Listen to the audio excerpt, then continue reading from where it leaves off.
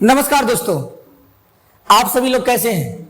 I hope कि आप सभी अच्छे होंगे और अच्छे क्या ही होंगे। ये जो बीते दिन जो कल का न्यूज आप सुने ही होंगे। कल क्या हुआ है जी?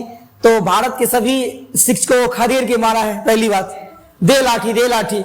इसके बाद दूसरी बात क्या किया है, देखे ही है कि सभी को बस में बैठा के 2-2 घंटा घुमाया है। ये भी देखे हैं। तो इसकी जितनी भी निंदा करे वो बहुत ही कम है। समझिए, शिक्षक वो होते हैं जो एक राष्ट्र का निर्माण करता है और उसके साथ ही दुर्व्यवहार किया जा रहा है इस देश में। तो इसमें हम ज्यादा क्या ही कहेंगे, है ना। और शिक्षकों का बस एक ही मांग था, क्या था? हमको फियर कराना है। बस एक बार मिल लेते तो उसमें क्या होता। तो इसका सॉल्यूशन करना है तो लाठी चार्ज नहीं, आप अपने सिस्टम को सुधारिए, अपने सिस्टम पे काज करिए। एसएससी वाले से गुजारिश कि जितना भी खामियां है पहले उसको दूर कीजिए। ये शिक्षकों पे लाठी बरसाने से फायदा नहीं होने वाला है जी। इससे आपकी प्रशंसा नहीं हो जाएगी, इससे आपका देश और विदेश दोनों में जो है आपका छवि खराब हो रही है। तो इन बातों को समझे और इसको जो भी इसमें खामियां है उसको दूर करने का प्रयास कीजिए। तो चलिए अभी जो है हम स्टार्ट करते हैं। बीच बीच में पढ़ना भी नेसेसरी है, नहीं पढ़िएगा तो काम नहीं चलेगा। वो पढ़ते रहिए, है ना। एग्जाम वो बोल रहा है कि हम लेवे करेंगे एग्जाम, हम सीजीएल का एग्जाम पोस्टपोन नहीं करेंगे। वो साफ बोल दिया कि सीजीएल का एग्जाम टाइम पे ही होना है, बस उसी में हम सुधार करेंगे। तो एसएससी वाले पूरे फॉर्म में है कि हम किसी का ना सुनेंगे, समझे। तो इसलिए आप पढ़ाई को जारी रखिए और बोलेंगे क्या सर ये प्रीवियस ईयर। बाबू एक बात समझो, अभी फेज 13 का एग्जाम हुआ है, बहुत सारे लड़कों से हमने मिला, वो सीधे सा बोला कि गुरुजी अभी भी पूरा का पूरा प्रीवियस ईयर ही आता है। यहां तक जो है अभी भी एग्जाम में जो है 90% प्रीवियस ईयर ही आता है। तो एडिक्यूटिव पेपर ले रहा है और फिर भी प्रीवियस ईयर। अब अंग्रेजी में जो अभी देखने को मिला है मुझे, इंग्लिश में यहां मुझे जानकारी मिली है कि अभी ज्यादा क्वेश्चन जो है PQRS से बढ़ा दिया गया इस बार, यानी कि पैराजंबल से पूछ रहा है क्वेश्चन। तो उसको भी हम लेके आएंगे, बिल्कुल लेके आएंगे। और ये जो है देखिए, ये जो एसएससी ग्रामर का ये 7वां दिन होगा। ये क्या होगा जी? 7वां दिन। और यहाँ पे एसएससी बार बार पूछे गए जितना ग्रामर रूल्स है सभी को यहाँ पे हम क्या कराएंगे जी? रिवाइज कराएंगे बढ़िया से। एक बात और समझिए, ये एरर डिटेक्शन का वीडियो होगा। कौन से पार्ट में एरर है उसको फाइंड करना है। 90% क्वेश्चन इसी सीरीज से आएंगे, है ना। ये बात आप समझ लीजिए। तो अब जो है बिना टाइम वेस्ट किए आज की क्लास को हम स्टार्ट करते हैं। आज की क्लास का ये पहला क्वेश्चन होगा। ये जो है आज की क्लास का पहला क्वेश्चन है। इसमें क्या लिखा है देखिए, he will return in a hour. तो बहुत पहला क्वेश्चन है, आपको ये दिखाना है कि कौन से पार्ट में गलती है, कौन से पार्ट में गलती है। तो सबसे पहली बात, एक कंसेप्ट होता है क्या सर? इंग्लिश एक लैंग्वेज है। कोई बोलेगा व्हाट इज इंग्लिश? तो क्या बता रहा है गुरुजी? इंग्लिश एक लैंग्वेज है। इंग्लिश क्या है? इंग्लिश एक लैंग्वेज है। अगर ये लैंग्वेज है तो किन से बनता है जी? बताइए। अगर ये लैंग्वेज है तो बनता किन से है? तो बोलेंगे अगर हम गुरुजी लैंग्वेज की बात करेंगे तो ये साउंड से बनता है। किससे बनता है? साउंड से बनता है। और साउंड के 2 टाइप होते हैं। क्या क्या जी? एक बोलेंगे वोवेल साउंड और दूसरा बोलेंगे जी कॉन्सोनेंट साउंड। क्या बोलेंगे? कॉन्सोनेंट साउंड, है ना। अब इसमें यह समझ लीजिए कि वोवेल साउंड से पहले आपको आर्टिकल एन का प्रयोग करना है और कॉन्सोनेंट साउंड से पहले आर्टिकल ए का प्रयोग करना है। अब गुरुजी पहचान कैसे करेंगे कि ये वोवेल साउंड है, ये कॉन्सोनेंट साउंड है? और ये वोवेल साउंड की संख्या इंग्लिश लैंग्वेज में 20 होती है और कॉन्सोनेंट साउंड की संख्या 24 होती है। समझ गए? तो पहचान करने का एक सिंपल सा तरीका है। अगर हिंदी हम रिफरेंस ले ले तो वोवेल साउंड को पहचानने का सिंपल सा तरीका यह है जी कि आप अ से अंग अ तक देखिए, यानी कि अ आ से अंग अ के बीच, क्या जी? अ से अंग अ के बीच जिस लेटर का, यानी कोई भी वर्ड है, अगर उसका पहला लेटर का साउंड अ से अंग के बीच आएगा तो उसे क्या मान लेंगे? Vowel sound. अगर क ख से आगे साउंड आ रहा है क ख ग से लेके ज्ञ के बीच, तो उसे क्या मान लेंगे? Consonant sound. ये आपको सिंपल सा तरीका बताया है। हालांकि इसको पहचानने का एक और तरीका है कि जो आवाज वोकल कोड से डायरेक्ट आएगा। ऐसे हमने कहा, देखिए ऑनेस्ट, हमने क्या कहा? ऑनेस्ट। तो ऑनेस्ट को पढ़िए, पहला अक्षर ओ ओ ओ, तो ये ओ डायरेक्ट यहां से आ गया। बोले पी, बोले पी। अच्छा पी गुरुजी, पी बोलने में क्या होता है कि लिप्स टच, है ना जी। बोले पी पी लिप्स टच। तो माउथ का कोई भी ऑर्गन टच करेगा तो उसे क्या मानेंगे? Consonant sound. उससे पहले आर्टिकल ए लगेगा। तो किसी भी वर्ड को पहला अक्षर, यानी कि जो पहला लेटर का साउंड मुझे देखना है, यानी कि पहला साउंड क्या आ रहा है, अगर पहला साउंड अ से अंग के बीच आएगा तो वहां पे आर्टिकल एन का प्रयोग करें, और क ख से आगे आएगा तो आर्टिकल ए का प्रयोग करें। और दूसरी बात ये भी आप देख सकते हैं कि अगर डायरेक्ट वोकल कोड, ये वोकल कोड जिसको दबाने के बाद सीधे इंसान यमराज के पास पहुंचता है, समझे ना जी। तो अगर डायरेक्ट वोकल कोड से जो आवाज निकलती है उसे क्या मानते हैं? Wobble sound. क्या मानते हैं जी? Wobble sound. लेकिन अगर माउथ का कोई भी ऑर्गन टच किया उसे क्या मानेंगे? Consonant sound. अच्छा बोलो टी, टी बोलो, टी टी टी। अरे गुरुजी ऊपर टच हो रहा है, तालु है ना, तो टी क्या हो जाएगा? Consonant sound. बोलो पी पी पी। गुरुजी लिप्स टच तो क्या हो जाएगा? Consonant sound. बोलो आ। अच्छा आ बोलने में कहीं माउथ का कोई भी ऑर्गन टच कर रहा हो? बोलने में कर रहा है जी? बिल्कुल नहीं, तो आ आएगा आपको वोबल साउंड में। तो यहां पे यही क्वेश्चन है, देखो बाबू कितना इजी क्वेश्चन है। He will return in hour, तो यहां पे देखो इसको क्या पढ़ते हैं? आवर। क्या पढ़ते हैं जी? आवर। एक तो अगर हिंदी रेफरेंस से देखेंगे बाबू तो ये आ से अंगा के बीच देखो, तो गुरुजी इसका पहला अक्षर का साउंड आ रहा है। क्या आ रहा है? आ। तो यहां पे एन होना चाहिए, यहां पे एन होना चाहिए, है ना जी। तो ये गलती है ना। अब यहां पे हम क्या बोले गुरुजी? यहां पे एन आवर क्या होगा? यहां पे एन आवर होगा, ए का प्रयोग नहीं करना है। तो आप ये रेफरेंस याद रख सकते हैं, चाहे आप इसको पहचानने का हमने दो तरीका बताया, आपको जो बढ़िया लगे याद कर लीजिए। एक तो जो डायरेक्ट वोकल कोड से साउंड करेगा वोबल साउंड, माउथ का कोई भी ऑर्गन टच करेगा कॉन्सोनेंट साउंड। समझ गए? तो यहां पे कौन से पोर्शन में गलती था? तो गुरुजी यहां पे C4 है ना, काहे नहीं चाय पियोगे इज अ करेक्ट आंसर इस्तेमाल करना। तो पहला क्वेश्चन लॉलीपॉप, ये क्वेश्चन जो है सीजीएल 2023 में पूछा गया था। समझ गए? चलिए कोई दिक्कत नहीं। अब आते हैं अगले क्वेश्चन पे, इसको आप लोग स्क्रीनशॉट ले लीजिए, हम हट गए स्क्रीन से, ले लीजिए। हाँ चलिए ठीक है। अब बाबू अगला क्वेश्चन है, इसको देखो, ये क्वेश्चन देखो रे, देखो देखो पगले, ये क्वेश्चन क्या है इसको देखो।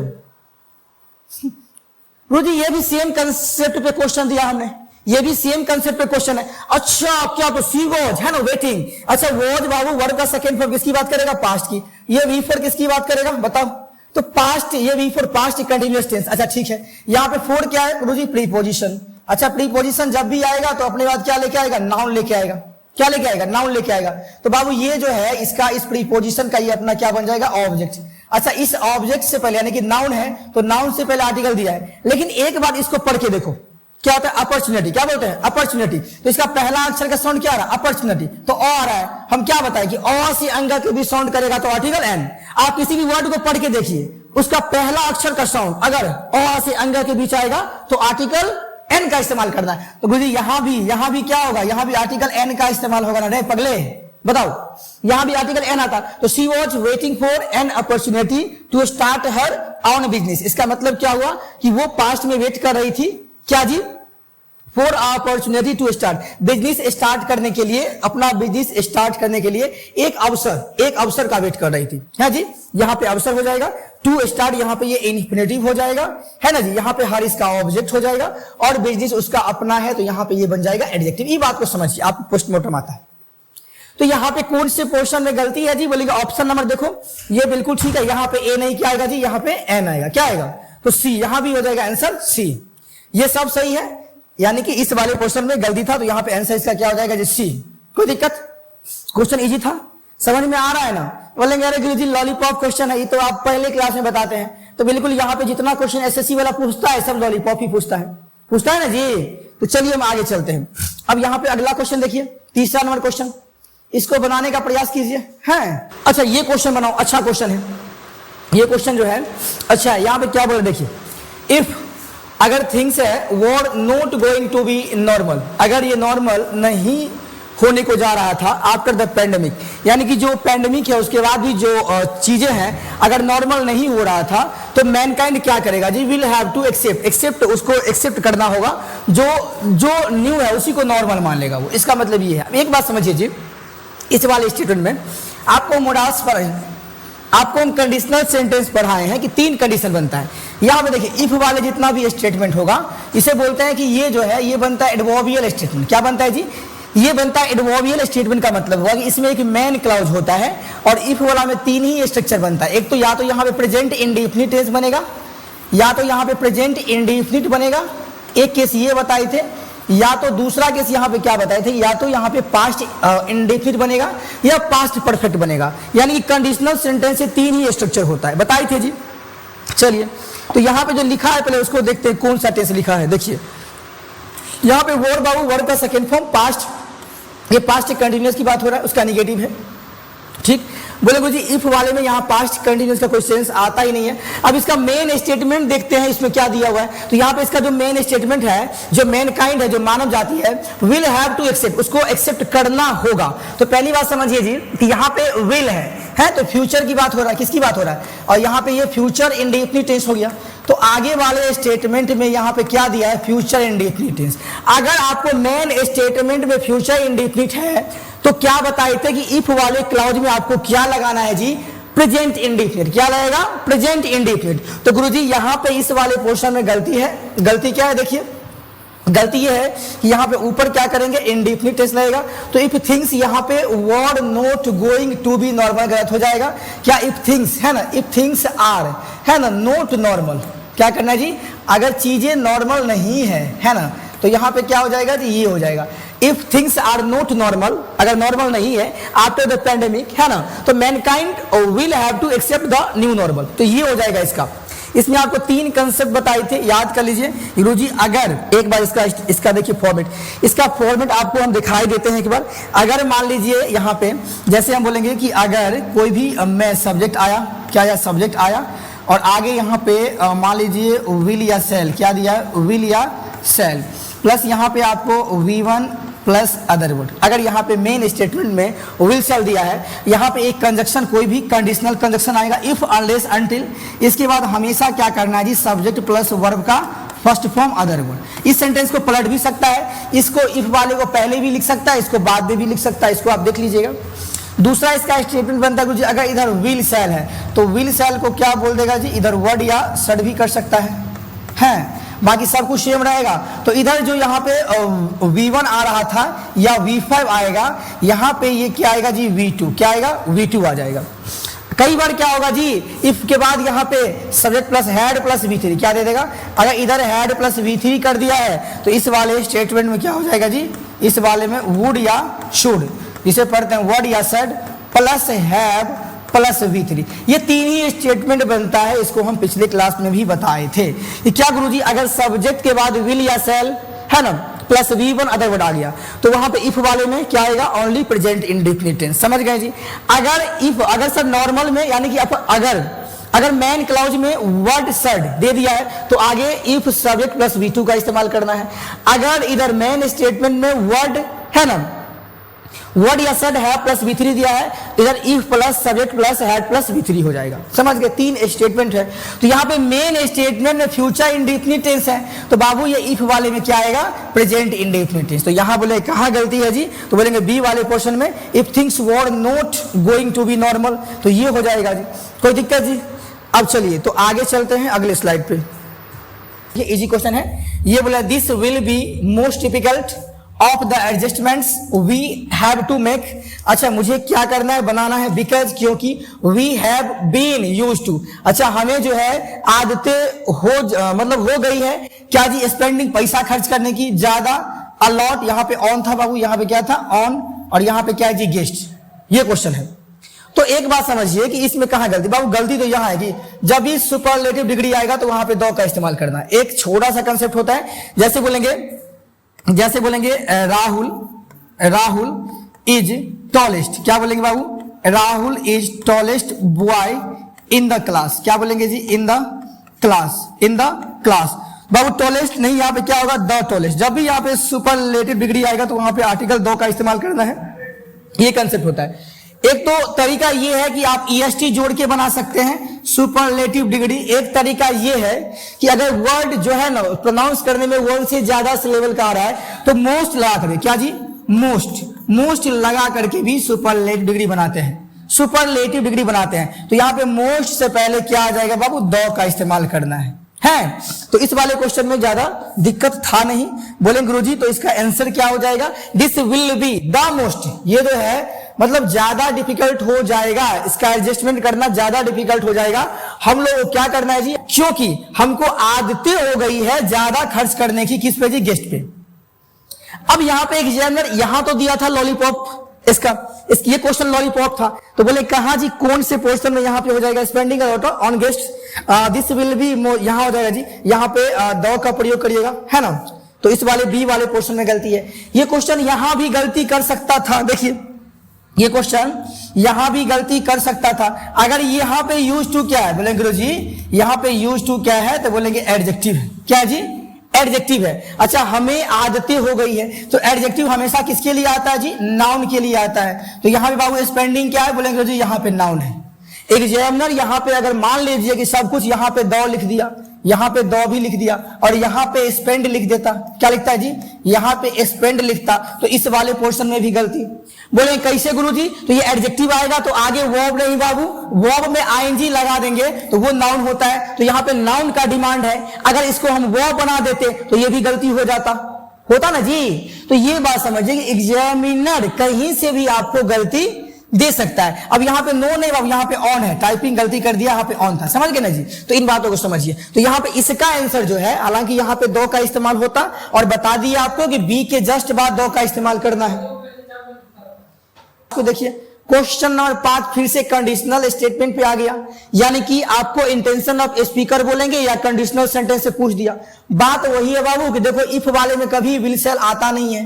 अगर देखो मेन स्टेटमेंट में will have a tough time, देखो यहां बाबू एक बात समझो, पहली बात बोलेंगे कि आई हैव अ कार, क्या बोलेंगे, आई हैव अ कार। ये कौन सा टेंस है, बोलेंगे जी ये वर्ब का first form present indefinite tense है। मेरे पास एक कार है ना, मेरे पास टफ समय है। तो बाबू यहां भी अगर इस विल को हम हटा देंगे, इस विल को हटा देंगे, तो इस विल को हटाने के बाद ये कौन सा टेंस था बाबू, बोलेंगे प्रेजेंट इंडेफिनिट था। अगर प्रेजेंट इंडेफिनिट टेंस में हम विल शैल का इस्तेमाल कर लेंगे तो हो जाएगा बाबू ये फ्यूचर इंडेफिनिट। ये कौन सा टेंस है, बोलेंगे ये गुरुजी ये यहाँ पे फ्यूचर इंडेफिनिट टेंस है। क्या जी, फ्यूचर इंडेफिनिट टेंस है। अगर ये फ्यूचर इंडेफिनिट टेंस है तो फ्यूचर इंडेफिनिट टेंस अगर मेन स्टेटमेंट में आया है तो यहाँ पे इफ वाले में क्या बताए थे, प्रेजेंट इंडेफिनिट, तो यहाँ पे विल का इस्तेमाल नहीं करना है। यहाँ पे क्या बोलेंगे गुरुजी, इट रेन्स। क्या हो जाएगा यहाँ पे, इसका जो आंसर हो जाएगा इफ इट रेन्स, अगर वर्षा होती है। या बोलेंगे we will have a tough time. अच्छा, हम लोगों के पास जो है टफ टाइम होगा अगर वर्षा होगी, समझ गए जी। तो ये लॉलीपॉप क्वेश्चन था, आप ये देख रहे हैं कितना इजी इजी क्वेश्चन पूछता है। तो आगे चलिए अगले स्लाइड में, हालांकि इसका कंसेप्ट हम बता दिए। अब ये 6 नंबर क्वेश्चन को सॉल्व करिए जी, ये 6 नंबर क्वेश्चन को सॉल्व करिए। ये था क्वेश्चन बहुत ही इजी है 6 नंबर, इसको सॉल्व करिए जी। यहाँ पे क्या बोल रहा, देखो ये बोला कि आई एम श्योर, मैं बिल्कुल श्योर हूं, दैट कि जो द पोस्टमैन है ना, वर्ड बी कमिंग। अच्छा, वो जो है जी आ रहा होगा कुछ ही देर में। शॉर्टली का मतलब क्या होता है, कुछ ही देर में, किस लिए, टू डिलीवर करने के लिए लेटर को, है ना। तो यहां पे देखिए पहली बात कि मैं बिल्कुल श्योर हूं, यहां बाबू तो यहां वर्ड नहीं, ये विल का पास्ट वर्ड होता है, यहां पे विल का इस्तेमाल करिए। ये फ्यूचर कंटिन्यूअस टेंस का यहां सेंस आ रहा है कि मैं बिल्कुल श्योर हूं कि जो पोस्टमैन है वो आ रहा होगा कुछ ही देर में, क्या करने के लिए जी, डिलीवर करने के लिए लेटर को, है ना जी। तो समझ गए जी। अगर यहां पे देखेंगे तो यहां पे विल का इस्तेमाल करेंगे, ये फ्यूचर कंटिन्यूअस टेंस का सेंस आ रहा है। यहाँ पे अगर प्रेजेंट टेंस इधर है तो यहाँ पे वर्ड पास्ट का प्रयोग नहीं करें, है ना, विल का इस्तेमाल कर दे। यहाँ पे ये कंसेप्ट छोटा सा कंसेप्ट था, समझ गए जी। देखो तो ये जो इजी क्वेश्चन यहाँ बोला, मारुति लाइक करता है एडवेंचर्स को, एडवेंचर को लाइक करता है, ठीक है जी। एडवेंचर स्टोरी इसको पसंद है स्पेशली। अच्छा, एक बार एडवेंचर का जिक्र हो गया है तो यहाँ पे बाबू एन कहां से आएगा, है यहाँ पे दो का इस्तेमाल करिए, यहाँ पे दी एडवेंचर हो जाएगा। ये बोला कि मारुति लाइक्स एडवेंचर, मारुति को पसंद है एडवेंचर स्टोरी, एडवेंचर स्टोरी उसको पसंद है स्पेशली, तो द एडवेंचर्स होगा ना कि एन एडवेंचर्स, है ना। एक बार है ना जी, यहाँ पे जो है डेफिनेट यही वाले की बात हो रहा है, आप देख सकते हैं। तो यहाँ पे दी एडवेंचर्स बोलेंगे ऑफ टार्जन, ये टार्जन की एडवेंचर्स की बात हो रहा है। तो यहाँ पे क्या जी, एन की जगह आपको क्या करना है जी, इस वाले बी वाले में एन की जगह यहाँ पे आपको द का इस्तेमाल करना है, कोई दिक्कत जी। ये लॉलीपॉप क्वेश्चन था। चलिए अगले स्लाइड में, अब 8वां क्वेश्चन देखिए, क्वेश्चन नंबर 8, इसको जी बताइए, इसको बनाइए। ये तो और इजी क्वेश्चन है, ये तो और इजी क्वेश्चन है। बुझी इजी इजी आप कैसे इजी बोलते हैं, इसको पढ़ के देखो। अच्छा, बिना जो है जी कहता था क्या जी, डैड कि he is coming from his village Jaigarh. अच्छा, जयगढ़ था जो भी था।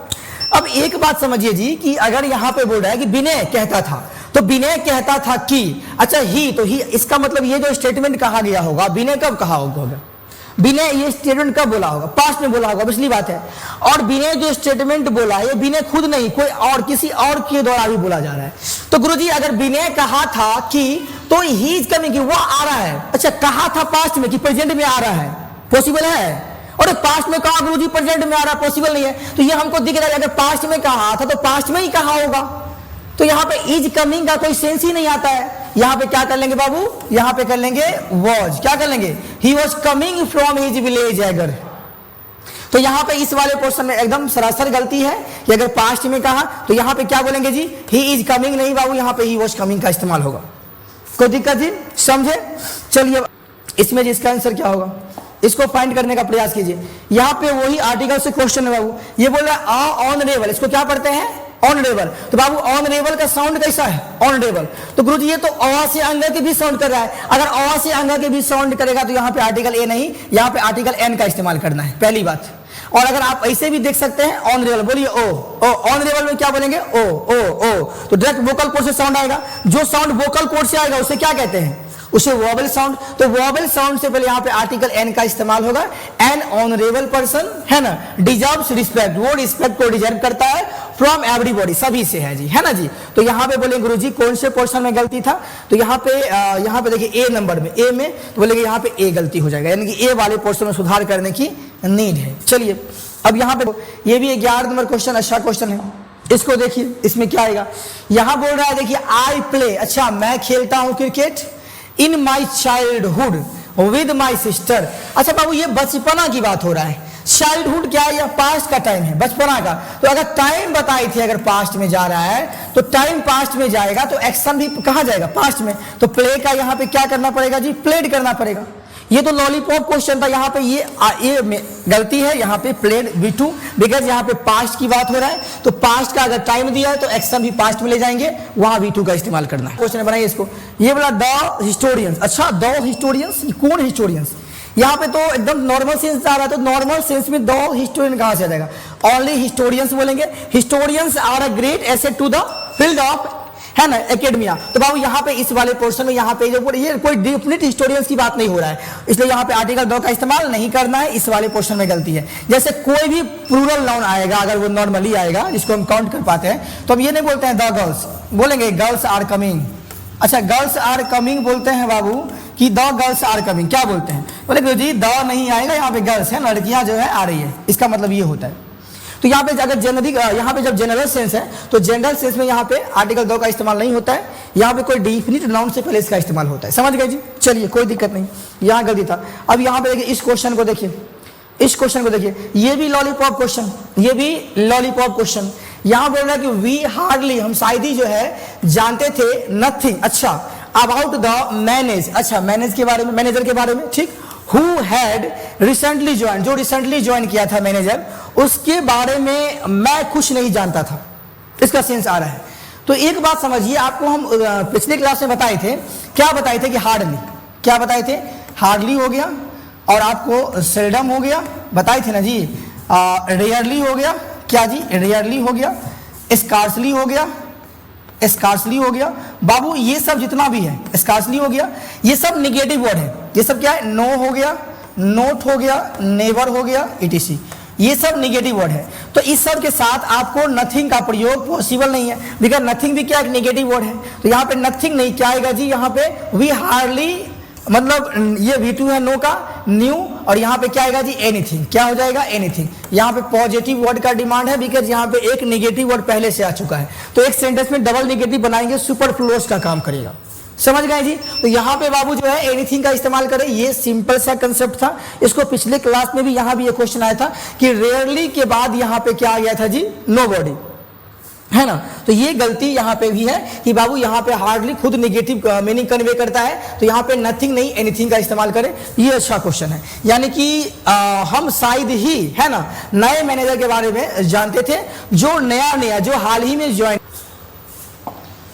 तो चलिए दोस्तों, इसी के साथ आज की क्लास को हम यहीं पे समाप्त करते हैं। ये आज की क्लास का 7वां लेक्चर था एसएससी, जो 30 दिन का जो एसएससी ग्रामर सीरीज चलेगा, उसमें ये 7वां दिन था, है ना। तो 30 दिन में ये पूरा A to Z हम आपको ग्रामर रिवाइज कराने का प्रयास करेंगे। ये था एरर डिटेक्शन, है ना।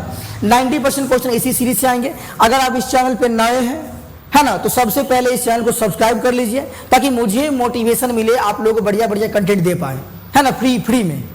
तो अगर आप नए हैं, बिल्कुल हम देखते हैं कि 70% बच्चा देखता है और चैनल को सब्सक्राइब नहीं करता। तो सबसे पहले अगर आप नए हैं तो चैनल को सब्सक्राइब कर लीजिए। अब आगे इस तरह का लेक्चर आपको मिलता ही रहेगा। बाय दोस्तों, एंड टेक केयर, अपना ख्याल रखें और बढ़िया से पढ़ाई करते रहें।